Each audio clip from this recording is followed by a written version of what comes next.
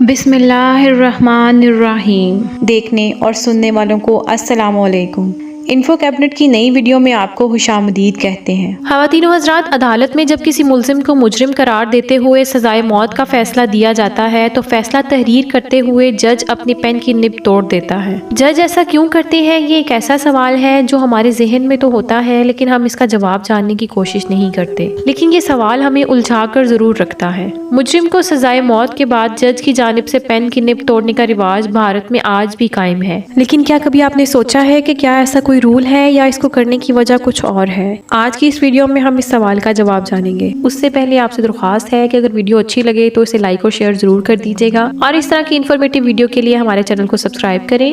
شکریہ۔ ناظرین اکرام، برصغیر پاک و ہند میں برطانوی راج سے شروع ہونے والی ججوں کی پین توڑنے کی روایت کی کئی توجیہات پیش کی گئی ہیں، جن میں سب سے زیادہ زبان و زد عام یہ روایت ہے کہ جج کی جانب سے سزائے موت کی سزا کے بعد پین کی نب اس لیے توڑ دی جاتی ہے کہ وہ پین جو کسی کی زندگی کے خاتمے کی وجہ بنے، اب وہ پین کسی اور دوسرے کام کے لیے استعمال نہیں ہونا چاہیے۔ دوسری معروف وجہ یہ بیان کی جاتی ہے کہ جج اس لیے بھی پین کی نب توڑ دیتے ہیں تاکہ اگر وہ کسی کو سزائے موت کی سزا سنا دیں اور لکھ دیں تو پھر کوئی سزا کو تبدیل نہ کر سکے، اور نہ ہی وہ اپنے حکم کی نظر ثانی یا اس فیصلے کو فوری طور پر منسوخ کر سکے، اگر وہ چاہے بھی تو بھی نہ کر سکے۔ ناظرین اکرام، چونکہ کسی انسانی زندگی کے خاتمے کا فیصلہ سنانا ایک بہت بڑا کام ہے، اس لیے عام روایت یہ بھی ہے کہ جب جج یہ سزا کسی مجرم کو سناتا ہے تو جج کی جانب سے پین کی نب توڑنا اس پر افسوس کا اظہار کرنا ہوتا ہے۔ اور آخری وجہ یہ بھی بیان کی جاتی ہے کہ جج پین کی نب اس لیے توڑ دیتا ہے کہ وہ مجرم کو سزائے موت دینے کے فیصلے پر نادم نہ ہو اور اسے کوئی پچھتاوا نہ ہو، اس لیے وہ اس پین کی نب کو توڑ کر اسے ناقابل استعمال بنا کر اپنے سے دور کر دیتا ہے